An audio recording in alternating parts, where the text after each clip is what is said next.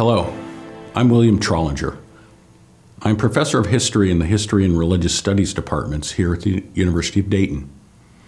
As a historian and as a Catholic, I am very pleased to contribute to this online presentation on racism and privilege in the United States for the Archdiocese of Cincinnati.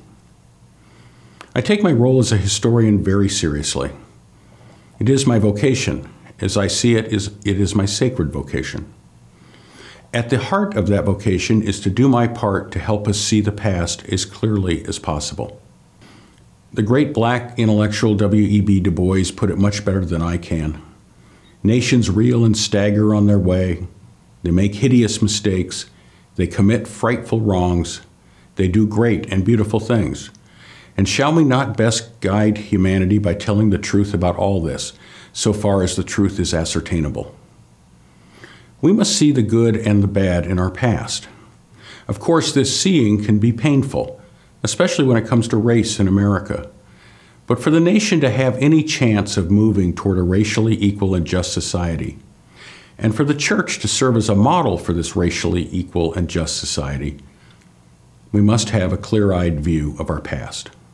And all of this begins with our seeing clearly the hideous fact that between 1500 and 1850, 11 to 12 million Africans were forcibly transported to the Americas, a number that does not include the 3 to 4 million who died en route and were thrown overboard to the sharks. The African slave trade is the largest forced migration in world history. And it's not hard to explain why so many Africans were brought here. There was huge amounts of money to be made. But for that to happen, the Europeans who invaded and colonized North and South America needed workers to extract the wealth. And when it came to North America, that wealth was primarily to be found in agricultural products, sugar and tobacco, and by far the most important, cotton, the product that fueled the Industrial Revolution. To see slavery clearly, and not in some cloud of nostalgia as here in Gone with the Wind, we have to see cotton plantations as agricultural factories. The factory owners used scales and measurements and sophisticated accounting methods in an obsessive effort to keep track of how much cotton was being picked. These agricultural factory owners were obsessed with increasing productivity. That is, they were obsessed with increasing the speed at which cotton was picked and put through the cotton gin. Of course, in these agricultural factories, the plantation owners, the bosses, had almost complete control of their workers, that is, their slaves. So it is that the owners and their overseers exercised an almost infinite variety of forms of torture to increase the rate at which slaves picked cotton.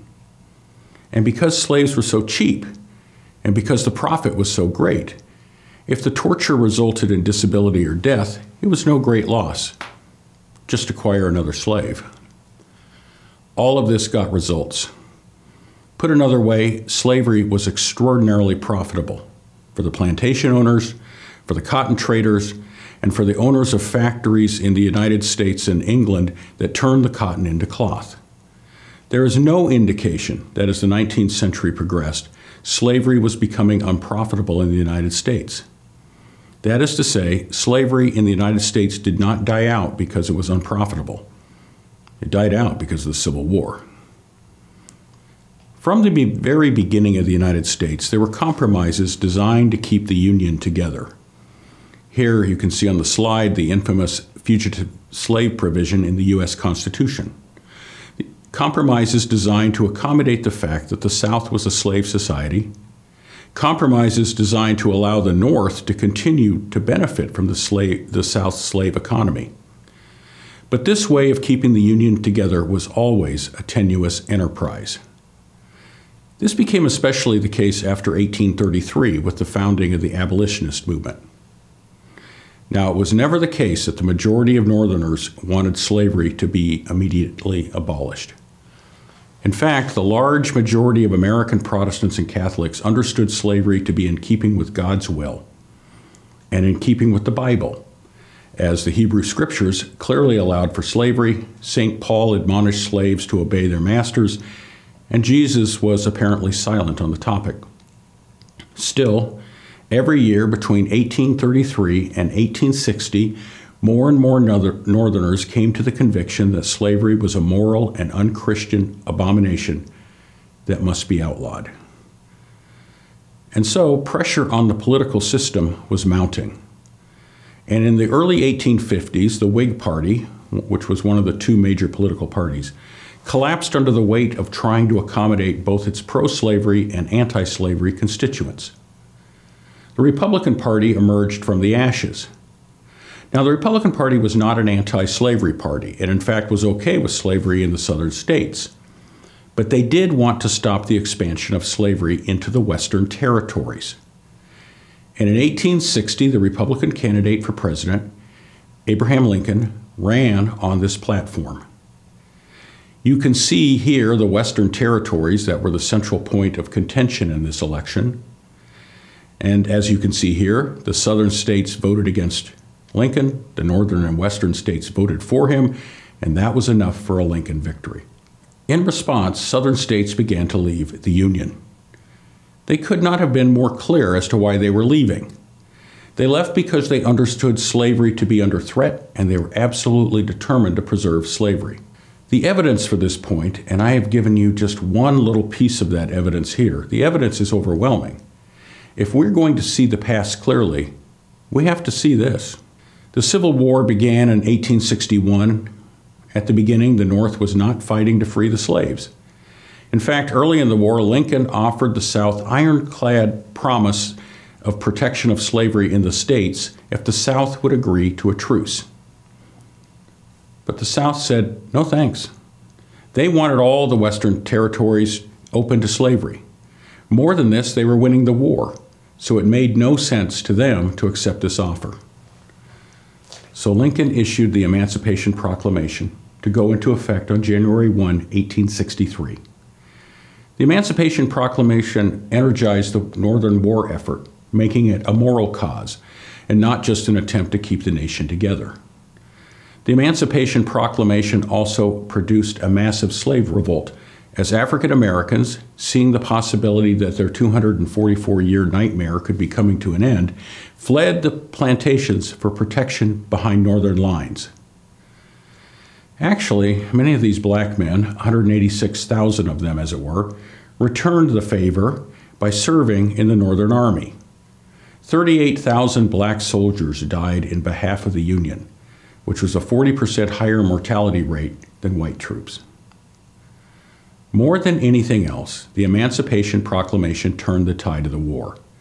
It ended with the Southern surrender in the spring of 1865. Over the next decade, the decade known as Reconstruction, the United States moved toward actually fulfilling Thomas Jefferson's assertion that all men are created equal. The freed slaves eagerly grasped the opportunity for education, the opportunity to vote, the opportunity to hold public office. And the great Reconstruction amendments were added to the Constitution. The 13th Amendment, which ended slavery, the 14th Amendment, which established that African Americans are citizens, the 15th Amendment, which gave black men the vote. No society has ever moved so quickly from slavery to legal equality. Reconstruction was this moment in history when the story of race in America could have gone in a very different direction. But Southern whites were absolutely determined to reestablish white supremacy. With groups like the Ku Klux Klan, as you see on the right, they are celebrated as freedom fighters in the 1915 film Birth of a Nation. The Klan and related groups were willing to engage in terror and violence to make this happen. Moreover, it turned out that Northern whites were not committed to anything like racial equality. They certainly were not committed to keeping their soldiers in the South in behalf of black people. So it was, by 1877, almost all federal troops had left the South. The South had been redeemed, the religious term used to describe the return of white supremacy. Terrorism had won, and African Americans had been returned to a near-slave status. As Du Bois put it so powerfully, the slave went free, stood a brief moment in the sun, then moved back again towards slavery. And yet, white control was not yet complete. The 14th and 15th Amendments were still on the books, giving African Americans a constitutional ground to stand on. And in the 1890s, a populist party emerged in the region, which had as its goal uniting poor whites and poor blacks into a political movement against the white elite who had been running the show. In a panic, wealthy white Southerners went into racist overdrive to convince poor whites that, while they may be poor, they were above blacks. That is to say, race trumped class, and banding together with black people in a political movement would mean that poor whites were traitors to whiteness. But much more important, in the late 19th and early 20th centuries, the white elite created a system designed to legally ensure black submission. They negated the 14th Amendment by establishing a system of extreme segregation designed to humiliate black people and keep them in their place. They negated the 15th Amendment by establishing voting restrictions, the poll tax, the literacy test, the grandfather clause. If your grandfather could vote, you could vote, to essentially eliminate the black vote. And the Supreme Court, Congress, the northern white public happily went along with all of this.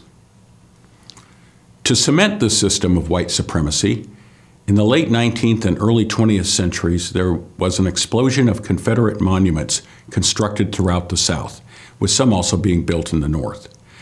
These monuments celebrated the rightness of the Confederate cause.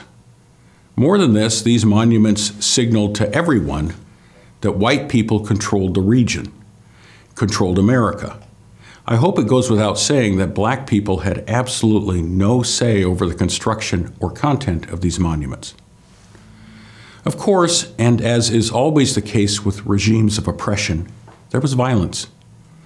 As whites used violence to keep the slaves under control and to speed up their rate of cotton picking, as whites used violence to destroy Reconstruction and any hope for black equality, so whites used violence to keep blacks in their near-slave status in the post-Reconstruction South.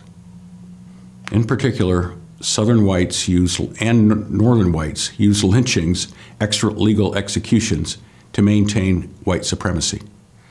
There were approximately 4,000 lynchings in the South. The number could easily be higher, with a few hundred in the North, between 1880 and 1950. Lynchings were public spectacles at which children were in attendance, as you can see here. Families brought picnic lunches, food was sold, and people took photographs of the executed individual and turned them into postcards to send to friends and family. You can find collections of these postcards online. And now we're back to W.E.B. Du Bois. He's right, of course. To begin moving toward a racially equal and just society, we first must see. We must see the past, and as Dr. Pica will make clear in the next presentation, we must see the present. Thank you.